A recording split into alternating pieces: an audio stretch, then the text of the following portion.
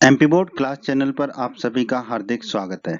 बच्चों, इस वीडियो में हम एमपी बोर्ड के कक्षा 9वीं के गणित के अध्याय 3 निर्देशांक ज्योमेट्री की प्रश्नावली 3.1 के सभी प्रश्नों को हल करेंगे। वीडियो को पूरा देखिएगा अंत तक, जिससे आपको प्रश्नावली 3.1 के प्रश्नों के सारे कंसेप्ट पता चल जाएंगे और आपके जो भी डाउट हैं वो सारे डाउट भी क्लियर हो जाएंगे। बच्चों, अगर आप हमारे एमपी बोर्ड क्लास चैनल पर नए हैं और आपने अभी तक अगर हमारे चैनल को सब्सक्राइब नहीं किया है तो सब्सक्राइब बटन को दबाकर हमारे चैनल को सब्सक्राइब कर लें और बेल आइकन को भी दबा दें, जिससे आपको हमारे चैनल के नए नए वीडियोस के नोटिफिकेशन सबसे पहले मिलेंगे। और जब भी आप यूट्यूब पर सर्च करोगे वीडियोस को तो हमारे चैनल के वीडियोस आपको ऊपर नजर आएंगे।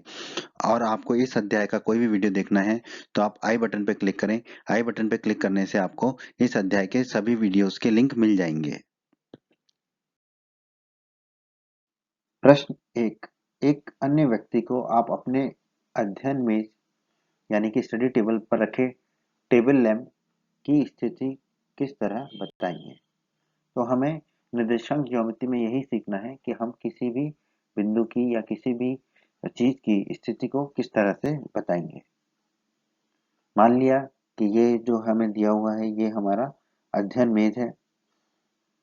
लैंप को हम इस अध्ययन मेज पर एक बिंदु मान लेते हैं। ये जो मैंने नीला नीला लगाया ये एक बिंदु मान लिया। अब इस मेज के हमने दो कोर मान लिए, एक कोर लंबा कोर हो गया और एक छोटा कोर हो गया। अब हम लंबे कोर से इस लैंप की दूरी नापेंगे। यहाँ से यहाँ तक की दूरी मान ली जाए, ये दूरी आ गई हमारी 25 सेंटीमीटर। अब हम छोटे कोर से इस लैंप की दूरी नापेंगे। मान लीजिए ये दूरी आ गई हमारी 30 सेंटीमीटर। तो इस तरह से हम कह सकते हैं कि ये जो लैंप है वो हमारा लंबे कोर से 25 सेंटीमीटर दूर है और जो छोटा कोर है उससे 30 सेंटीमीटर दूर है। तो अब हमें इसे अगर लिखना है तो हम इसको कैसे लिखेंगे। इसको हम लिखेंगे 30, 25 या फिर 25, 30। तो हम कैसे भी इसको लिख सकते हैं। तो यही विधि है, इस विधि द्वारा हम किसी भी समतल पर किसी भी बिंदु की स्थिति को बता सकते हैं और निर्देशांक ज्योमेट्री में हमें यही सीखना है।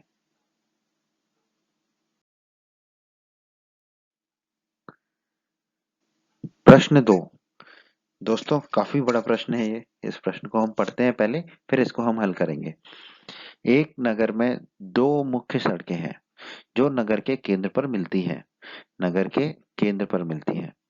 ये दो सड़कें उत्तर दक्षिण और दिशा और पूर्व पश्चिम दिशा में हैं। ठीक है।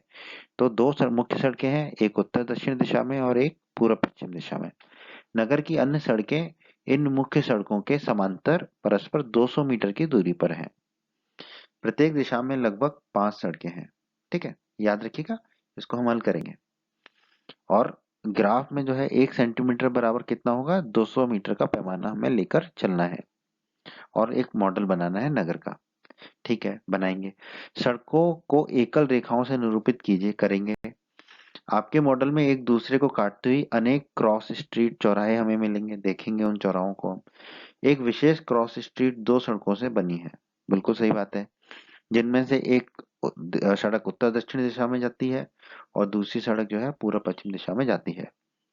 प्रत्येक क्रॉस स्ट्रीट का निर्देशन इस प्रकार किया जाता है। यदि दूसरी सड़क उत्तर दक्षिण दिशा में जाती है और पांचवी सड़क पूर्व पश्चिम दिशा में जाती है और ये एक क्रॉसिंग पर मिलते हैं, तब हम इसे क्रॉस स्ट्रीट को क्या कहते हैं, 2,5। यानी कि जो उत्तर दक्षिण दिशा वाली सड़क है उसके क्रमांक को हम पहले लिखेंगे और जो पूर्व पश्चिम वाला क्रमांक है उसे हम बाद में लिख रहे हैं इस प्रश्न में। इसी परंपरा से यह ज्ञात कीजिए, एक कितनी क्रॉस स्ट्रीटों को 4,3 माना जा सकता है और कितनी क्रॉस स्ट्रीटों को 3,4 माना जा सकता है। तो पहले में देखते हैं, 4,3 का मतलब है कि उत्तर दक्षिण दिशा की चौथी सड़क और पूर्व पश्चिम दिशा की तीसरी सड़क।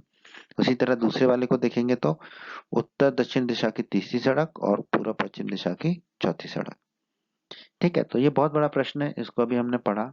अब हम इसको हल करके देखते हैं। निर्देशांक ज्योमेट्री के जितने भी सवाल हैं हमें मुख्यतः ग्राफ पेपर पर करने हैं। तो जो अभी आपको दिखाई दे रहा है वो है आपका ग्राफ पेपर। ठीक है।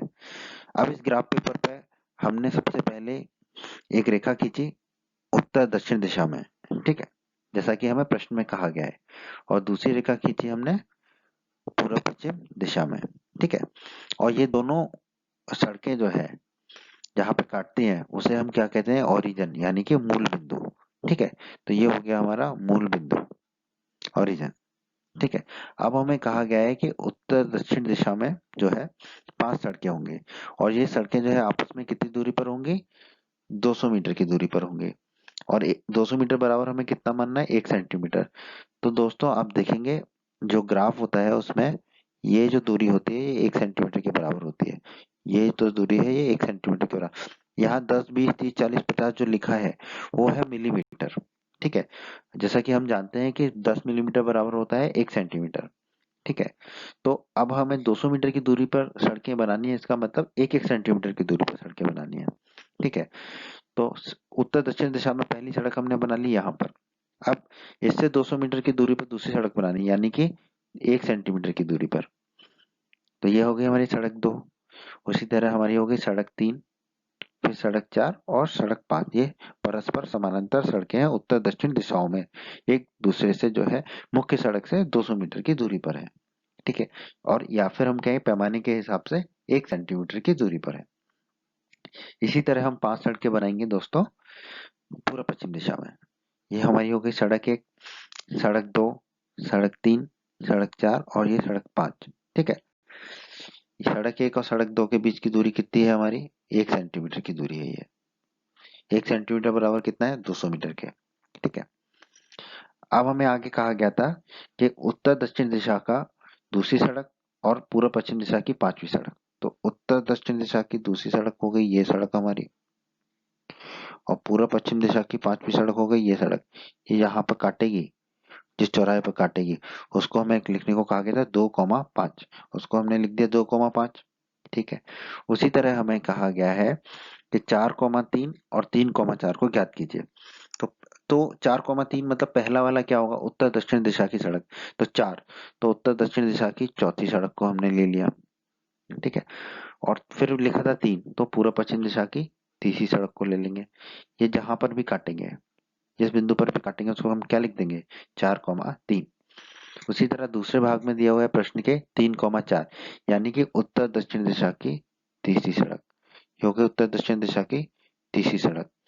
और पूर्व पश्चिम दिशा की कौन सी सड़क हो जाएगी, चौथी सड़क, पूर्व पश्चिम दिशा की चौथी सड़क। ये दोनों जहां पर भी काटेंगे उसको हम बोल देंगे हम 3,4, ठीक है। तो ये हो गया 3,4। तो क्या 4,3 और 3,4 एक जैसे ही बिंदु, एक ही बिंदु है, नहीं, ये बिंदु अलग अलग है, ठीक है दोस्तों। तो इस तरह से हमें ग्राफ पेपर पर निर्देशांक ज्योमेट्री के सवालों को निर्देशित करना है, प्रदर्शित करना है, हल करना है।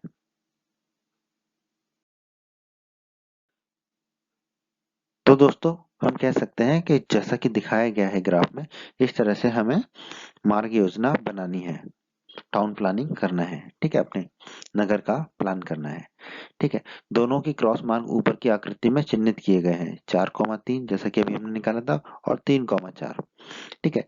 ये अद्वितीय प्राप्त किए जाते हैं, यानी कि ये यूनिक होंगे, अद्वितीय होंगे, ठीक है। ये दोनों अलग अलग होंगे बिंदु, ठीक है। तो यही हमारे इस प्रश्न का उत्तर है दोस्तों, ठीक है, कि ये बिंदु जो है हमारे अद्वितीय होंगे। तो इस प्रश्न से हमने बिंदुओं को प्रदर्शित करना सीखा है ग्राफ पेपर पर, ठीक है। यही हमारे इस प्रश्न का उत्तर है। उम्मीद करते हैं बच्चों आपको एमपी बोर्ड क्लास का ये वीडियो पसंद आया होगा। बच्चों अगर आप हमारे चैनल पर नए हैं और आपने अभी तक चैनल को सब्सक्राइब नहीं किया है तो आप सब्सक्राइब बटन को दबाकर जल्दी से चैनल को सब्सक्राइब कर लीजिए और बेल आइकन को भी दबा दीजिए। बेल आइकन को दबाने से क्या होगा, हमारे चैनल पर जब भी कोई नया वीडियो आएगा तो उसका नोटिफिकेशन सबसे पहले आपको मिलेगा, और यूट्यूब सर्च में भी आपको हमारे वीडियोज ऊपर नजर आएंगे। और आप हमारे वीडियोज को अपने सभी दोस्तों के साथ फेसबुक और व्हाट्सएप पर अवश्य शेयर कीजिए, जिससे आपके दोस्तों का भी लाभ हो सके। वीडियो पसंद आया है तो वीडियो को लाइक जरूर कर दीजिएगा, और इस अध्याय के बाकी अन्य वीडियोस देखने के लिए आप आई बटन पर क्लिक करें। आई बटन पर क्लिक करने से आपको इस अध्याय के बाकी सभी वीडियोस के लिंक प्राप्त हो जाएंगे। धन्यवाद बच्चों।